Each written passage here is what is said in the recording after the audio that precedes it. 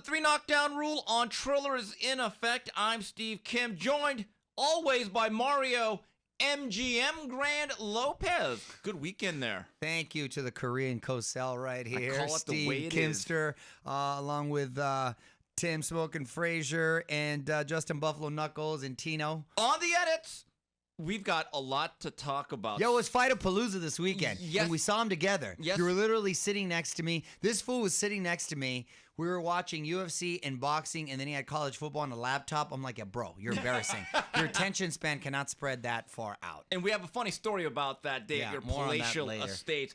This Saturday night from the MGM Grand in Las Vegas, it was Showtime pay-per-view. And now the undisputed super middleweight champion of the world, Saul Canelo Alvarez, improves to 57-1-2, scoring his 39th knockout, stopping the game-tricky Caleb Plant in 11. Mr. Lopez, your thoughts?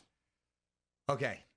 As far as the whole evening, we're going to get to that later, but congratulations to Canelo making history, being what I thought was impressive in doing it. Look, I thought he went in there a little too emotional, loading up on his shots, still remained calm and calculated in his approach. What people don't understand is that he's a power puncher, but he usually sets up his punches. He didn't respect Plant enough to even jab his way in. Head movement and the bobbing of the whole torso, which we've explained, is so incredibly impressive. But he's a power puncher, but he places them exactly where he wants. He subtly gets inside your guard. His subtle footwork is great. He rolls, he slips, he counters hard. The trained eye can see it. A lot of other people may not be able to. They think he's either wasting movement or he might even come across a little boring. But my guy is just breaking you down, both emotionally, psychologically, physically. He walks him down, grinds him down, gives us that spectacular finish. Credit to Caleb Plant, who I thought was very well prepared, boxed very well in spots. Defensively, he came in a little sound. He never really leaned into his big right hand or leaned into his punches. It was a lot of little pity-patter shots that I guess maybe you could have given him some rounds. And I know the judging was, I don't want to say controversial, because there was no controversy. He obviously stopped him. But in the crowd, in the room we were in, a lot of people thought Plant was winning big. I thought he had won enough rounds. I maybe had him winning 4. Maybe could have given him 5 rounds leading into 11. Wow, but I'm saying you're about to lose your Mexican card. No, I'm keeping it real. No, I'm keeping it real. Wow. Never did I say he was beating him up. I'm saying if you're judging it, Canelo never took a step back. That's what people have to understand. This isn't amateur boxing. It's professional prize fighting. It's who is inflicting the most damage and who is imposing their will and who would you say you'd rather be at the end of the round. That's how I look at the fight. Canelo looked like he just shaved. My man was cool, calm, and collected in there. We saw the way Plant looked. But again, to him, big guy, athletic guy, fast hands, fast feet. That always gives Canelo a problem. As good as Canelo is, cutting off the ring, he takes his time. I think he's so confident, he eventually feels he's going to get to you.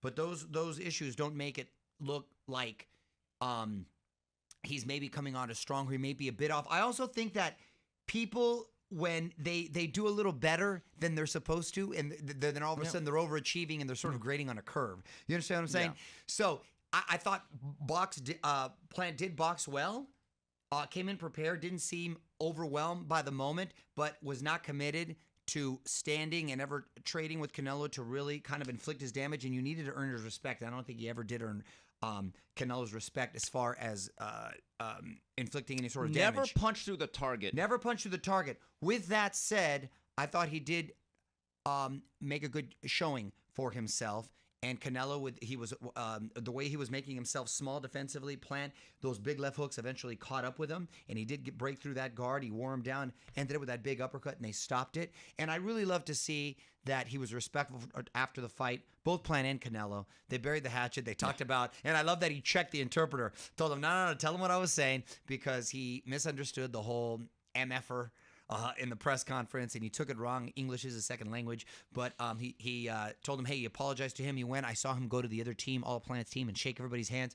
Canelo's a class act, a champion's champion. At the time of the stoppage, the three scorecards, 96-94, 97-93, and 98-92, all in favor of the Mexican superstar. Mario, I had it more or less 7 rounds to 3. First 4 rounds, I had a 2-2. Maybe the 5th or 6th could have gone either way.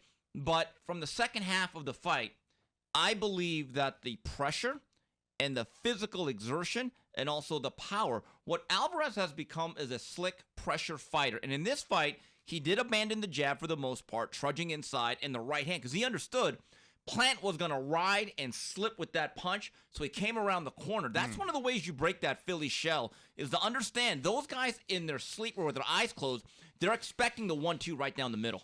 So you have to break that pattern and come around the corner, and eventually he chipped away.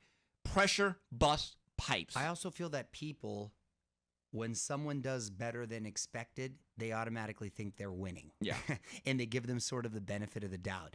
And we were in a room full of people that I think were giving Plant the benefit of the doubt. But if you look at it subjectively, you're right. He did not cower. He tried to fight a calculated fight that maybe gave him some fits. And I thought Canelo fought with a little motion early on. But once he settled in, that was all she wrote.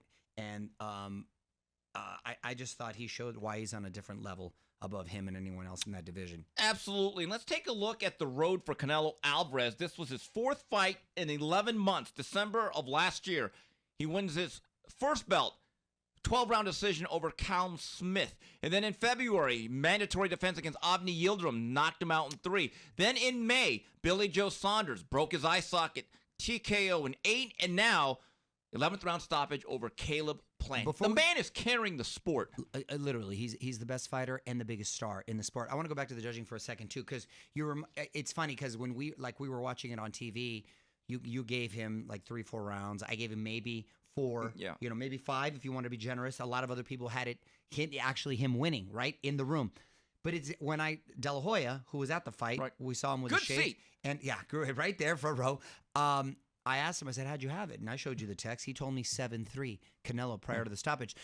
When I asked Freddie Roach, who was at the Meldrick Taylor, Julio Cesar Chavez fight, he had it even going into the 12th round. If you asked him, fights are different in person. Because you feel the impact of the shots. You feel the impact. So what we may see at home and as opposed to in person, it is different. So I thought what Freddie Roach told me was telling regarding that fight, and what Oscar told me was telling.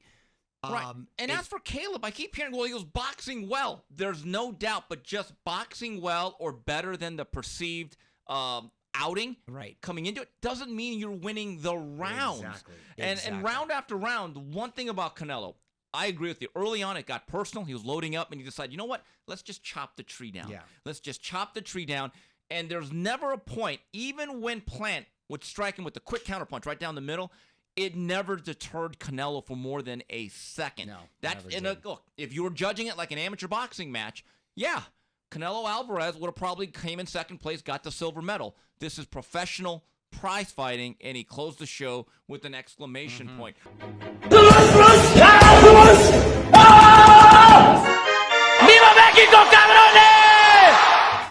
Mario, I thought the best two-way action of any boxing match this weekend took place on Friday night from the Virgin Hotels in Las Vegas on ESPN Plus, presented by Top Rank. And as Queen Latifah once said, ladies first, ladies first, ladies first. Damn, you know me. Queen Latifah. That's the second time I've mentioned her recently. Dana. For the IBF WBO Junior Lightweight title in a 10-round slugfest, Michaela Mayer wins a 10-round decision over Maeva Hamadouche in what was an absolute war. You know me, I'm not a big fan of women's boxing. By the second round on, I said, Steve, you better sit down and watch this. That was one of the best fights in general. Men, women, regardless. It was awesome. It was like Morales Barrera with females. Gotti Ward, Castillo, Corrales. It really was. The lack of defense and I think the 2-minute rounds. It helps. Really helped. It allowed them to be fresh in every approach, empty the bucket in every round. That was great two-way action. You know, Michaela Mayer is someone that I've covered since the beginning of her career. She's actually the first female signed by Top Rank to a full-time promotional contract. She's this tall, upright boxer, more of a Vernon Forrest type, and I have to give her credit. In the early stages, and I thought the judging was way off. It seemed to me like the results were predetermined, which was really unfortunate. Right. I thought it could have been a 6-4 fight either way. I did have Mayer winning. But early on, the first 3 rounds, I'm thinking, ooh, Michaela, you're either going to sink or swim. Right. You're getting drowned here. And you know what? She swam the Atlantic. She showed some mettle. She showed some toughness. We know what she's made of. And it's the type of fight that not only you win, you find out something about yourself. Exactly. And I believe Michaela Mayer now is at a different level just psychologically knowing, you know what? I've been through hell and back. And she's got a whole new fan base. Yes, absolutely. Great fight, though, by Miss Mayer. Mario, big weekend. Set your DVRs. Make sure you have everything recorded. Fight preview here on the 3 Knockdown Rule on Triller. The headlining show Saturday from the Honda Center in Anaheim, California on The Zone. Jaime Munguia takes on Gabriel Rosado. And then at the same time, it's Showtime from Phoenix. David Benavidez takes on late replacement Kyron Davis. And then that afternoon on The Zone from Sheffield, IBF featherweight title is on the line. Kid Galahad takes on Kiko Martinez. Mario, Munguia Rosado, I want to see once and for all. Let's see the continued progress of Munguia under the leadership of one Eric El Terrible Morales. I'm intrigued by that fight. We're both going to be there. Yes. This Saturday. We better leave it about noon. Oh, Traffic's gosh, a little I know. on the Anaheim, five. What's a monkey wrench? Anyway, aside from that, Munguia, I think, has come along nicely with Morales, who was one of my favorite fighters of all time. I loved him. Just a perfect blend of being technically sound, but also the machismo, and he liked to throw down. An intelligent fighter. So I think he's trying to implement a bit of that strategy into Munguia's approach, because he was at first with Alcazar a bouncy, trying to make him a De La Hoya type. That it wasn't working for him. He's a little more Margarito-esque, but a little more athletic, I feel. I agree. So if you do a hybrid, and I think with more of a Morales approach, mix in standing square up, being a little more defensive-minded, punching in bunches, not necessarily bouncing in and out, darting in and out of your tone, being a little more flat-footed with those combos. I think that bodes well for him. We're coming off a very confident Rosado, who's obviously an experienced veteran, coming off one of the biggest wins of his career, knocking out Beck the Bully, who would have dropped him. Right on his face. Yeah, that was an ugly, ugly knockout. That was a major upset. So a supremely confident Rosado, who's training with a Hall of Fame trainer in his own right, with Freddie Roach. This would be a really good fight. It's a barometer, and if Munguia should win this fight, he's number 1 in the WBO at 160. Enforce that mandatory position. Yes. Okay, look, you were already a world champion at 54. You've had 3 or 4 fights to dip the toe at the 160 pool or lake. Dive in there. Let's see what you have, because I believe with Demetrius Andrade, in looking at him against Liam Williams, I thought Liam had some moments late in that fight, and I kept thinking to myself, what if Munguia, who punches first and thinks later, gets in there with them? I'd like to see that fight. And as it relates to El Terrible, I spoke to him about a year and a half ago when he took on this assignment. He said, the one thing I've tried to tell Jaime is that it's not just about throwing a lot of punches. It's also where you throw your punches. Have a method to the madness. So if you're going to throw an 8-punch combination on the inside, make sure that one punch leads to another part of the body to set up the eventual punch you really want to land.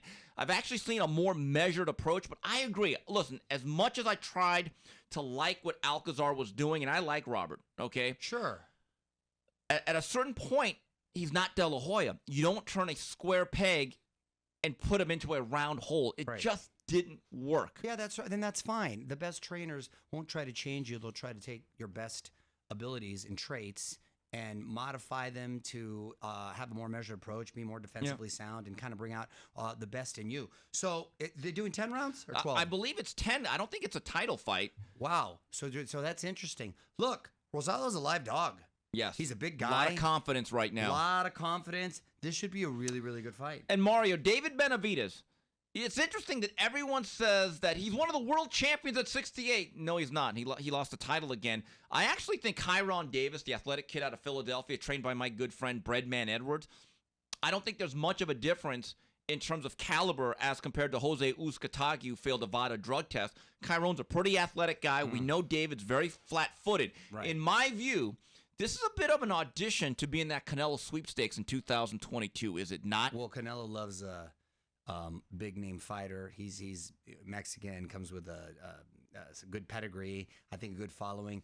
He's an impressive kid. Those are some fast hands for a big guy. Fast hands don't necessarily give. Let's assume he looks good and he gets past his opponent. Fast hands don't necessarily give Canelo fits it's fast feet. Fast feet, great stamina, boxing IQ, good chin, being able to make adjustments. Those are the problems, or those are the traits that you need to have to give Canelo some fits. And even then, he still might figure you out, but at least you have a fighting chance. Ben, if you're going to stand in front of Canelo and be flat-footed, it's not going to bode well for you. A guy like a Lara Mayweather, a Plant, that Demetrius Andrade. Sure. Or like a Calzaghe from back in the day. Yeah. That would have been a really tough opponent because he's got fast hands and fast feet, boxing IQ, good chin, all those things we talked about. A Benavidez, I think it'd be fun, and he's a big dude. And I think he would pose some problems, but on paper, he doesn't necessarily have all the boxes that you want to check to give Canelo fits. But he is a talented guy, a tough guy. He knows how to fight, and he's big for that weight class. One thing we have not seen with Canelo is him facing a volume puncher. So that would be interesting. However, Canelo may not be Julian Jackson, but this guy that doesn't have to stretch himself in sauna for 3 days to make weight, he's a pretty damn good puncher. I don't know if Benavidez has faced even a puncher at the caliber of Canelo. So, well, not much have. Yes. So, all right. So, we'll be back. More on the 3 knockdown rule on Triller. We come back. We wrap it up with Ask Mario and Final Flurries. And we're back on the 3 knockdown rule on Triller. Steve Kim, Mario Lopez. We go to the Ask Mario segment of the program. Here's a question from Mickey C. Guys, do you think Loma stands a chance of unifying the titles at either 130 or 135, or is he simply too long in the tooth at this point? I don't think he's too long in the tooth, especially based on his last performance. I think Loma, my God, just prior to Tio, he was the #1 pound-for-pound fighter in the world, incredibly talented, miles above everyone else, and we were calling him No Moschenko because fools were just straight quitting on him. So he had a very competitive fight where he didn't get the nod that night, but I don't think it diminished his standing in the sport at all. As a matter of fact, I think it might have lit another fire. He looked better than ever to me the last time. Right, and he has a great chance and a great spotlight against Richard Comey, who I think, in terms of style and temperament, boy, it's teed up for Loma. Here's a fight I want to see, and it's not necessarily something that may be realistic, but they're both under the same network and promotional umbrella, and it would be a litmus test. Lomachenko against one Shakur Stevenson. I was thinking about that, exactly. Who would you favor? I got to go Loma still. So would I, because he's the bigger guy. He is the bigger more guy. Experienced guy all the way around. Yes. So, yeah. I'm going to ask Bob Arum if they're even thinking about that inside the offices at Top Rank. Shakur's mentioned he wants to face him. Okay. Well, look, at the end of the day, Teofimo Lopez elevated himself and squandered it, but he still elevated himself by saying, I want to shoot for the king. Sure. Right? Let's see if Shakur Stevenson is willing to do that. Here's a question from Watson. Did Caleb Plant look like a guy who wanted to win or survive? Mario, his style is his style, is it not? Yeah, I don't think he was out there just to collect a check. I think it was the right approach for him to win. That was a great strategy he had. Just didn't have the power to get Canelo's respect. At the end of the day, Pernell Whitaker, he looked like he was trying to start. No, he's a boxer. At the end of the day, with Caleb Plant, the one thing I thought was going to work against him, and it was true, was the lack of power. Yeah. People keep saying, well, Golovkin kept throwing the jab, right, but it was a power jab. Yeah, so telephone pole right, jab. so there's no way that Canelo could just come right through the driveway every single time. No, exactly. So power does matter because especially with Canelo, you better be able to dissuade him a little bit, right, or I think you're just going to get suffocated eventually. Exactly, but he's an athletic guy. Yes. He's Plant's an athletic guy. Here's one from Carlos Ortiz. Question for Mario. Mamadas, to me, means bullshit. The translator back in the HBO days said, don't F around as a translation to mamadas.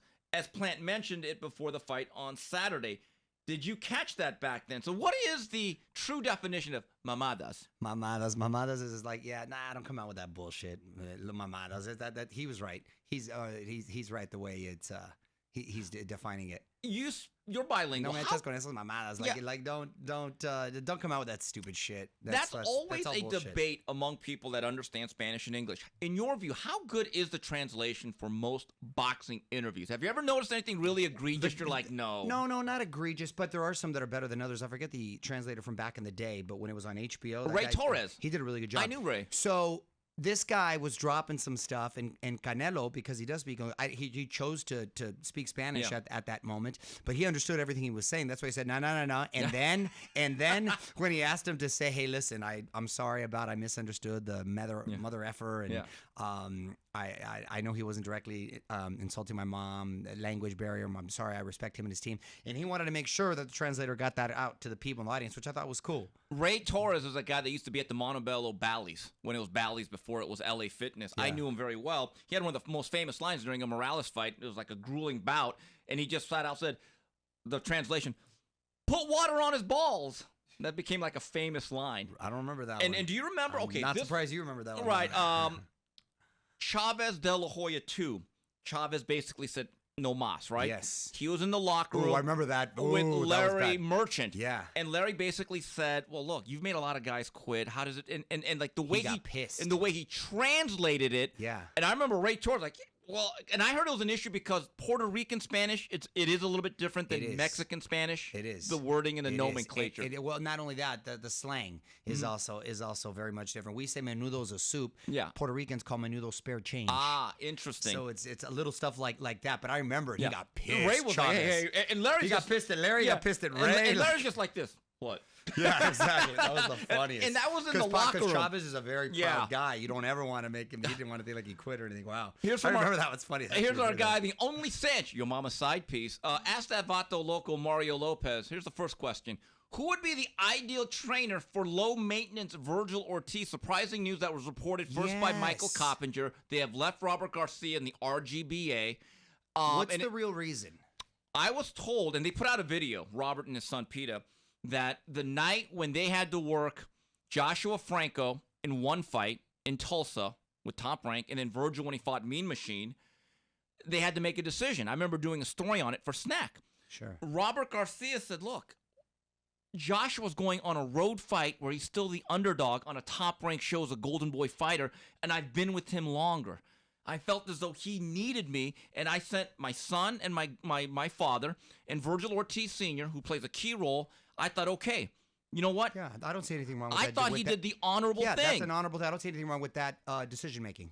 I don't either. But the father said, nah, we want to be a priority. Well, here's the problem. If you go to Eddie Reynoso, there's some pretty big names there. So it was a little like Jose Luis Ramirez when he left Freddie Roach because the stable got a little too... It's a similar situation. Right. Not necessarily something bad happened. Right. It was just about getting more attention. Right. And then when that news came out, because I know Pita very well. Interesting. Okay, he's in the gym every day with his father. They said, Steve, we're going to put out a video. And the video actually laid out a real good case. Like, look, Mario, when you go to a world-class trainer, you have to expect one thing. Unless you're Muhammad Ali, you're going to share trainers. I've seen where Manny Pacquiao was not with Freddie Roach on certain days in training because he was working other fights. Right. And I hate to say it, but I think Robert Garcia got punished for doing the right thing. Because if you're Joshua Franco and you know you're in a 50-50 fight that ended in controversy with the headbutt and the eye, that fight with the instant replay, I think psychologically fighters need to know that, hey, I'm with you. Don't worry about it. You're not in this alone. I agree with you. He did the honorable thing, and then maybe Ortiz just feels he needs a little bit more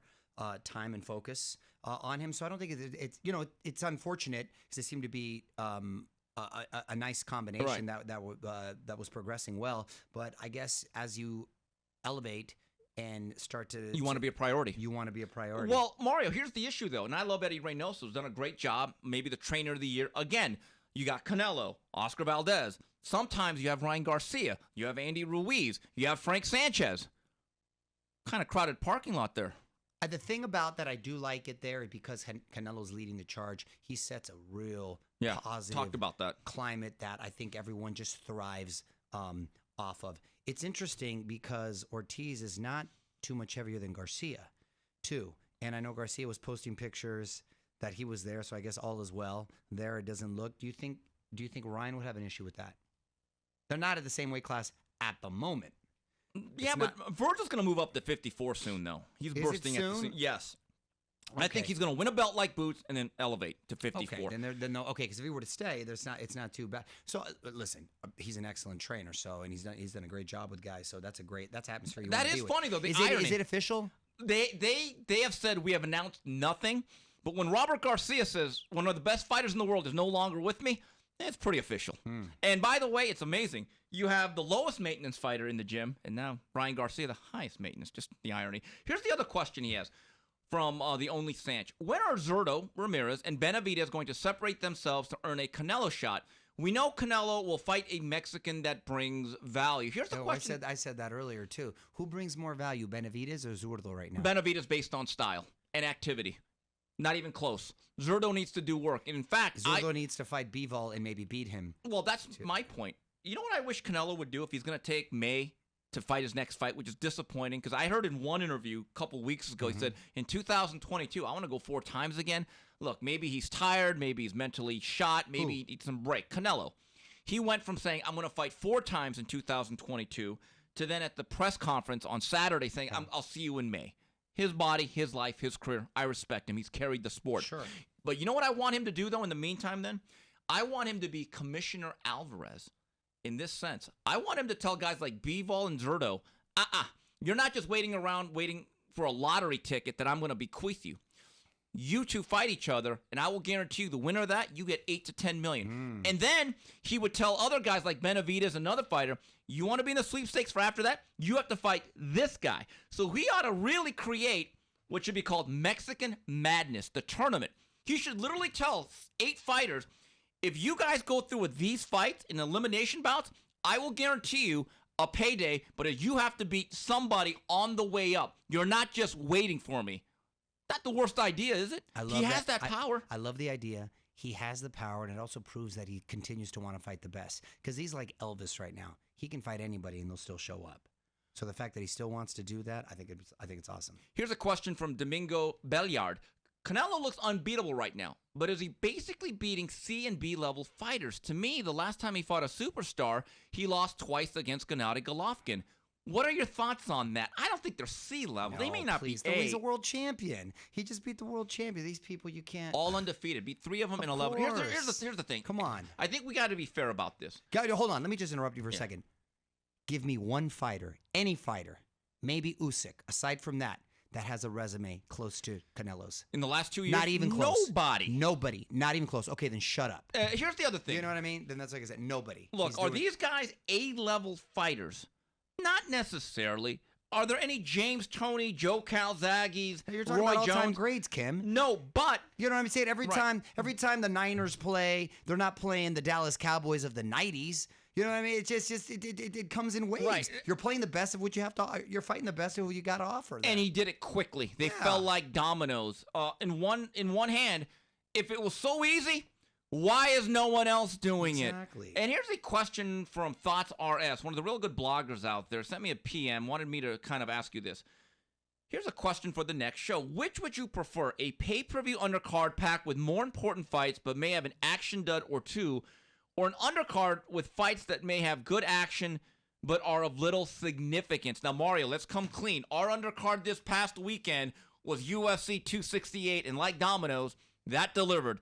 The boxing pay-per-view, I'm not going to lie to you. I saw a couple of clips. I was good with it. I had no interest in watching it until Canelo literally was in the ring. It's always about the main event when it comes to boxing. With MMA, Madison Square Garden, they were there from the first bout. And how about that first bout? Are we ready to get into that? Let's get into Final Flurries. Mario, UFC 268, go. Wow. All I got to say is bravo. That opening round, and I can't believe it was the opening fight for the pay-per-view with Michael Chandler versus Justin Gaethje. What a brawl. One of the best fights I've ever seen. Oh, seriously, my God. Definitely definitely the best first round. Well, you even said, I was like, we're not wow. going to see another better fight that night. I said that- and that's the fight of the year. How amazing. The two guys in their physical prime came out there just to try to demolish each other. The explosive nature of the back and forth, the knock, it was awesome. Am I exaggerating? It's like going to a great restaurant right off the bat, and they give you the filet mignon, and you're like, wow, does it get better than this? I mean, literally. Yeah, then they hit you with some lobster. Yeah. Exactly, and that's exactly what happened. And the rest of the card was great too, but we were treated as such a special fight right off the bat. It was unbelievable. It really was. I can't say it enough. It was just the explosive action, the back and forth. Justin Gaethje, I guess, deserved the nod. It was close, but edged him. But it was very competitive, very close. I hope they run it back, but they can't go back right away because those poor guys need a good long break. And fortunately, the timing worked out for us because we're like, hey, we're going to switch over to Canelo. But I want to see him in the ring before we switch because I wasn't going to miss the main event with Kamaru Usman versus Colby Covington. And that fight delivered. Yes. That fight itself was amazing because Kamaru Usman, they're saying, is the best pound-for-pound fighter in the UFC right now. Colby Covington, who fought him very competitively last time, it was even going into the 5th round. This time, it was even going into the 5th round, which I was a little surprised by because Usman has been on a hot streak, has improved his striking drastically, and Colby has only had one fight since that time and was coming off of a broken jaw. Both those guys are NCAA wrestlers, so it turned into a lot of striking. Colby was able to take him down for the very first time ever. Usman is no longer unshootable. Did he break the streak? No, but you're talking about 2 high-level guys. Even no, DC, but an Olympic that the wrestler. Stat, though? No one had ever taken him down. He got taken down. Look, he got from his feet, lifted up, taken to his knees. Okay? That's a takedown. That's history. That's history. I don't care how you write it. Whether how long he held him, this or that, he took him down. And I got to tell you, after that first round, or was it the second round when he got buzzed? Round 2, Covington looked faded. I said this fight's over. And remember, he got dropped. Yes. That hard shot, but he came back. 3, 4, and 5. He rallied. A lot of people say he won 3, 4, and 5. Very, very close. He lost a split decision. Maybe I guess I gave Usman the odd, but Usman edged it. I thought he won. Yeah. Because that second round was so dominant. It really was. And if you're going to judge it on boxing standards and give it like a 10-8, okay, then I guess you're right. But if you're doing it in typical MMA standards, it's funny. They don't do 10-8 rounds unless you literally ground and pound, and you're about to get it stopped. Round 5 I thought was interesting. Do you understand the difference? You're about to get it stopped as Mario, opposed to not. What I thought Covington made an error was I thought he was having a real good sequence in the 5th on his feet, and then he tried to shoot Usman again. I know. I thought it blunted his momentum. Dude, his boxing's good, huh? His boxing is good. He's southpaw. And Usman, as the fight went on, you could see the punch resistance fading a little bit. So I'm just wondering, Colby, why did you try to shoot him again there? I know. I didn't like that choice in strategy, but man, it was a close fight. Both fighters who lost on that card, Chandler, I'd like to see him again, and Covington, I think even though they came up with L's, their stock went up. Yes. And they're worth more than ever. And I want to see it again. And what I liked about the whole night, MMA and boxing, all those fighters where there was a lot of heated kind of bad blood going to they were sportsmen. They were gentlemen. When you share a war like that and you're trading, you can't help but respect the guy. That made it all the better. Those guys shook hands. They hugged each other. They were great. Even Canelo and I love that. I love that. Maury, what I found interesting was Dana White, ringside. I want to ask Dana this. Did he actually buy the pay-per-view, or was it an illegal stream he had ringside? Now, here's what's interesting. When I get the MMA was in the background. He was watching it. Well, yeah. Did I send you the ticket that he sent me? He bet $100,000 on a Canelo knockout, and he goes, "Whoa! I thought I was going to be." I thought I was going to lose that. Yeah. When I buy a pay-per-view, I'm always in one room, so I just watch it. I didn't realize that if you buy a pay-per-view, it's one TV and that's it. Wherever you order it from, because when we were at your house, it's the funny thing. We're in the outside area. We're watching UFC. Yeah, because I want to smoke cigars. I want to drink. We're having a good time. And we're monitoring it. And I said, okay, let's go to the fights now. Canelo and Plant are in the ring. We couldn't get it. But the guest house is where Donnie purchased the boxing pay-per-view. Yeah, either Don. Yeah, I don't know if there should be a way you should switch back and forth, but we're like Fred Flintstone over there. I'm just happy we had it on. So we walked over the whole to party went over to the guest house. Hey, guest house had a big TV though, huh? For about 45 minutes from the guest house. That was fun though, huh? Big screen. Yes, and then it worked out great because we got to see Doug Rose was on the little screen. Small screen. Yeah, we were like Dana with the small computer screen. And then after we saw Canelo, we went outside and we Perfect timing for the main event. That was a great night, wasn't it? Great night of fisticuffs. Oh, by the way, I want to give a quick shout out to my boys over at Buca de Beppo, because they hooked up the grub. Wasn't delicious. By the way, I said I want to have food delivered for 15 people. I think they misunderstood me, and they brought it for like 50 people. Everyone left, Frazier, with trays. I got meatballs for a whole month, and their meatballs specifically, the next pound for pound list, it's got a place. They're delicious. That meatball is amazing. It is. The meatball's amazing. The chicken parm right there. I love it. So shout out to Buca de chocolate Beppo. chip cookies. The cookies are bomb Let with me the just tell you brainless. something. How good are the chocolate chip cookies? They are Bacher's level. Yeah. Remember Bacher's cookies? I love it. But yeah, to my boy Robert Earl and Sadowski, Great job. my girl, great job at Buca. They hooked it up. And I love their salad. Nice tangy dressing. They did a nice job. Yes. Mario, this is interesting. As a parent, and you got kids now, they're getting older right before your eyes. They're going to start wanting to go out. this Travis Scott tragedy at Astral World, did it make you think with you and Courtney, like, how are we going to handle this when these kids want to start going to events of this nature? So we had a discussion about that. First of all, my God, what a tragic.